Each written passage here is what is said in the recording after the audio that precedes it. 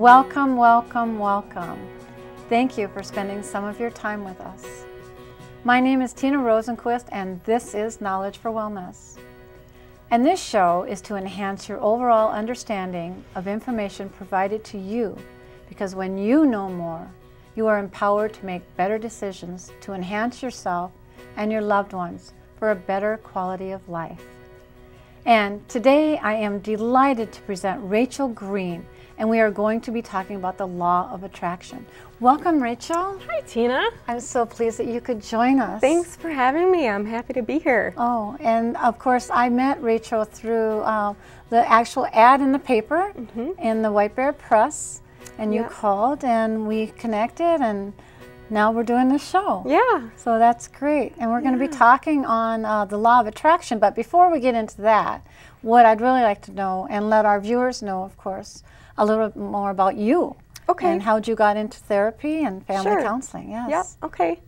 Well, I'm a licensed marriage and family therapist. I've been practicing for about 9 years. Okay. I do a little bit of a different approach to therapy, which is an intuitive approach. Okay. So what that means, basically, is that I utilize my intuition to get to what the client senses but isn't consciously aware of. Okay. So I'm able to access the unconscious information, bring it to awareness, articulate it for the client, and then assist them in releasing whatever's causing them symptoms or whatever's blocking their process.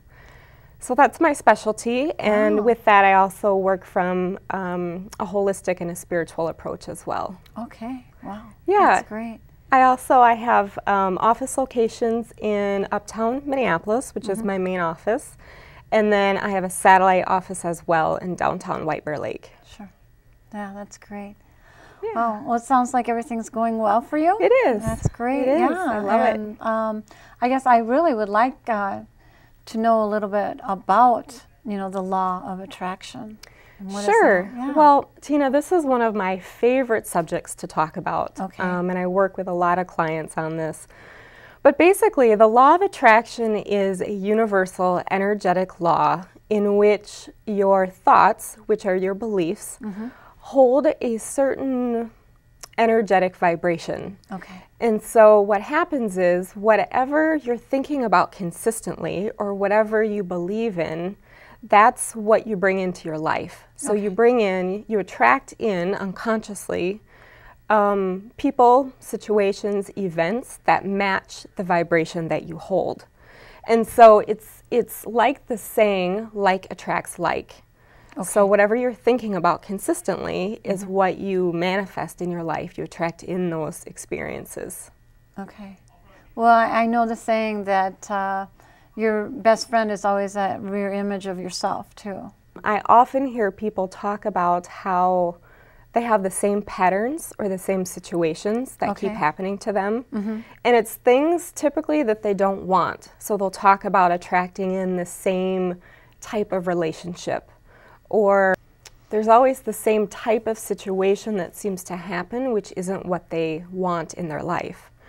And so what we work on is we work on shifting what their focus is. Okay. And so whatever they're giving their attention to, so whatever thoughts or whatever beliefs they're focusing on, then they keep manifesting unintentionally and unconsciously the same experience. So they keep bringing that in to their life, which oftentimes isn't what they want.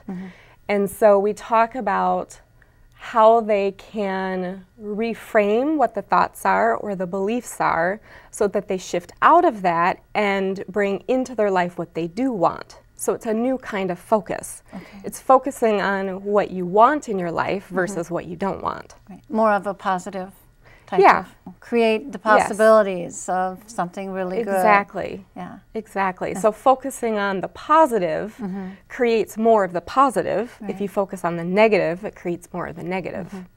Yeah, more on the mindset that you do deserve this instead of I don't deserve it. And, Absolutely. Things on that line. Okay, that's good. Yeah. So if our thoughts create our life, then where should people's focus be then? Well, I talk with people about having their focus on visualizing their life how they want it to be. So instead of focusing on a lack of something, to focus on an abundance of something. So for example, you know, especially in this economy, people talk about how they never have enough money. There's always a lack of money. Right. And so what I'll work with them on is reframing that. So imagining their life full of abundance of money, an infinite, you know, number of dollars that they have. Okay. And so they shift into a place of abundance, and even though they might not believe truly that that's possible or that it will happen to them, I'll tell them that it doesn't really matter right now what you believe. That's where you're holding your attention. So by holding your attention on abundance, you actually raise your energetic vibration to attract in more abundance in your life. So whatever it is that you want, if it's money, if it's a certain type of relationship, if it's something about yourself, confidence, or how you feel about yourself, anything is possible with the law of attraction. That would be fantastic to know that you can. Absolutely. You know. Yeah, and whenever I talk with my clients about this, they say, that sounds so wonderful. That would be wonderful if I could have that or if I could manifest that. Right. And I always tell them everything is possible. It's just a matter of shifting what you believe or shifting what your focus is, because we all deserve that. We all deserve to have exactly what we want in our lives. And if everyone, you know, couldn't achieve that, it would just be a more fabulous place for all of us to live. Yeah, and everyone would be so much happier and successful and fulfilled. Yeah, it would be wonderful. But I love the idea of the positive mindset, you know, to create that possibility of having, you know, and then achieving it. Yes. And then once they do that, then where would they take it? And then they can go to another level. Right. You know, only if. Well, let's think of when you do. Yes, you know, type of exactly. thing instead of the only if. Okay, that's great. And well, so when we talk about this, of course, we talk about, you know, all of this being such a positive thing, and we get into our emotions, you know. And so what about the importance of emotions here? Yeah, that's a really good question.